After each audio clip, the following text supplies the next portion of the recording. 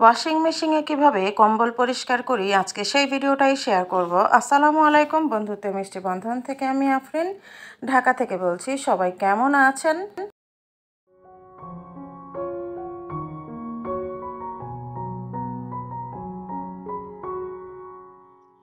আমার এই মেশিনটা হচ্ছে সিঙ্গারের 10 কেজি।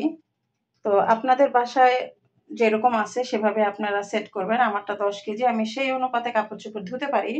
এই যে 10 কেজি।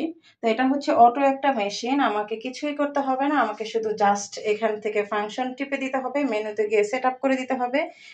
মেশিনের কাজ একা একাই করবে, একাই পানি নিবে, একাই পানি ছেড়ে দিবে, একাই সব ড্রাই হবে।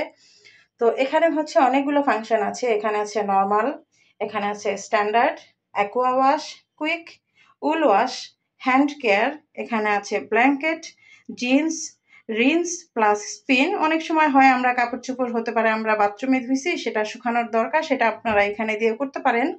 এই যে আলাদা আছে স্পিন, আলাদা আছে। আবার এখানে টাপ ক্লিন, আপনার এইটা যখন ওয়াশিং মেশিনটা যখন পরিষ্কার করবেন, অনেক সময় ময়লা হয়ে যায় কাজ করতে করতে, তখন আপনারা টাপ ক্লিনে দিয়ে আপনারা ওয়াশিং মেশিনটা পরিষ্কার করে নেবেন। এটা এয়ার ড্রাই, আপনারা যদি শুধুমাত্র কাপড় চোপড়টা শুকানোর দরকার হয় সেই কাজও আপনারা করতে পারবেন। এখানে অনেক এই যে ফাংশন দেওয়া আছে, মেনুতে সেট আপ করতে হবে আপনি কোনটাতে দিতে চান, নর্মালে না কি স্ট্যান্ডার্ডে।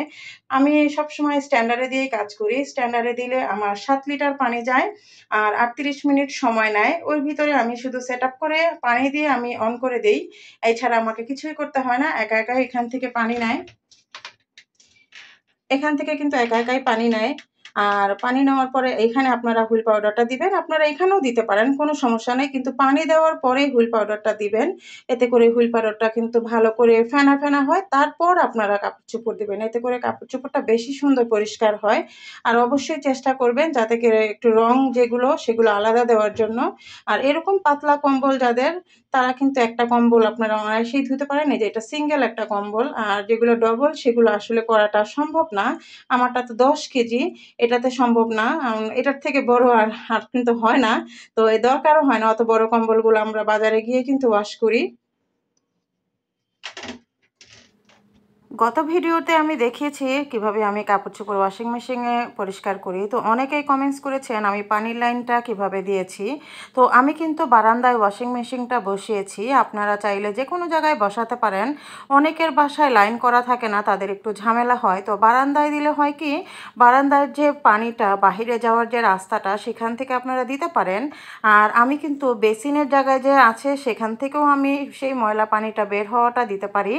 আর আমি চাইলে বারান্দার যে পানিটা বাহিরে চলে যায় সেখানেও আমি পাইপটা দিতে পারি। এটা হচ্ছে আমার নিজের বাসা, সেজন্য এই সুবিধাটা আছে।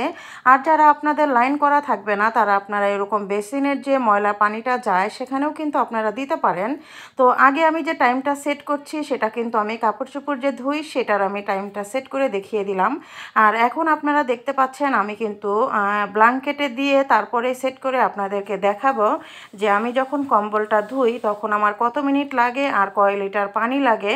তো এখানে ব্ল্যাঙ্কেটে দিলে কিন্তু 55 মিনিট যাবে, দেখতে পাচ্ছেন, আর পানি লাগবে 9 লিটার। তারপরে আপনারা অন করে দিবেন, আর এরপরে কিন্তু আর কোনো কাজই নেই, অটোমেটিক মেশিনেই সব কাজটা করবে। তো দেখতে পাচ্ছেন আমি কিন্তু পানি দিয়ে অন করে দিলাম। এখন পালা হুইল পাউডার দেওয়ার জন্য। আপনারা চাইলে লিকুইডটাও দিতে পারেন, আবার হুইল পাউডারটাও দিতে পারেন, কিন্তু কখনোই আপনারা আগে কাপড় চোপড়টা দিবেন না। এতে করে হয় কি, যদি আপনারা কাপড় চোপড়ের উপরে হুইল পাউডারটা দেন, মানে গুঁড়ো সাবানটা দেন, সেখানে কিন্তু পাউডারটা গলে না আর দানা দানা থেকে যায়, কাপড় চোপড় ভালো করে পরিষ্কার হয় না। এরকম পানি ছেড়ে তারপরে আপনারা পাউডারটা দিবেন, গুঁড়ো পাউডারটা দিবেন, তাহলে কি হয়, সম্পূর্ণ পাউডারটা কিন্তু গলে যাবে, ফেনা ফেনা হবে, তারপরে আপনারা কম্বল দিবেন। আর আজকে কিন্তু আমি যে আমার সিঙ্গেল যে কম্বল সেটা দিয়েছি, আর এভাবেই কিন্তু করতে হয়। ডাবল কম্বল কিন্তু সেটা নিতে পারবে না, কারণ কম্বলটা পানিতে যাওয়ার পরে কিন্তু ওজন হয়ে যায়। তো সিঙ্গেল কম্বল একটা দিলেই কিন্তু যথেষ্ট, এর থেকে বেশি কিন্তু দিতে যাবেন না, মেশিনে চাপ পড়ে যাবে। তো পানি নিচ্ছি, আর এই যে আমার কিন্তু কাজ শুরু হয়ে গিয়েছে, কম্বল ধোয়ার কাজ। আর এত সুন্দর কম্বল পরিষ্কার হয়, আর আমাদের কিন্তু অনেকটা কাজের ঝামেলা কমে যায়, আমরা কিন্তু ওয়াশিং মেশিনে দিয়ে কিন্তু অন্যান্য কাজে চলে যেতে পারি। তো দেখতে পাচ্ছেন আমার একবার কিন্তু পানি নিয়ে ফেলেছে, নিয়ে ময়লা পানিটা বের করে দিয়েছে। তারপরে যে প্রসেসিং মানে ধোয়া কাচা সেটাও কিন্তু শুরু হয়ে গিয়েছে। এরপরে আবার পানি নিচ্ছে, মানে 3 বার এই মেশিনটা পানি নিবে, সে আপনি যে কাপড় চোপড়ই ধোন না কেন। তো আমার কিন্তু পানি নিচ্ছে আর পানি ছাড়ছে আর কাপড় চোপড় ভালো করে পরিষ্কার হচ্ছে।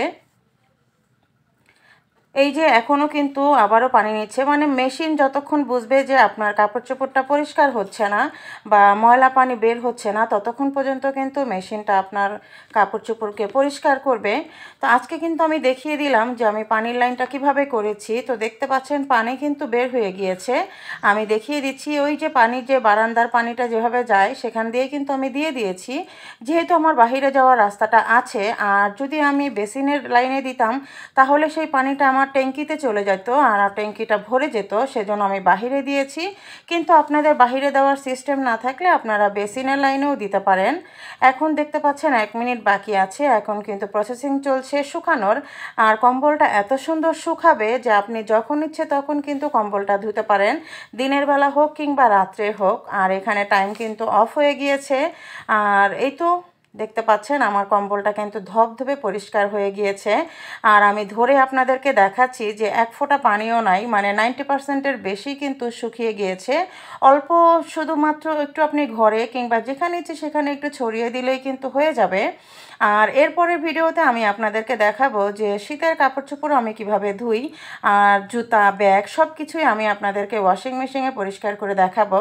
তো আশা করছি ভিডিওটা ভালো লেগেছে। ভালো থাকবেন সবাই, আল্লাহ হাফেজ।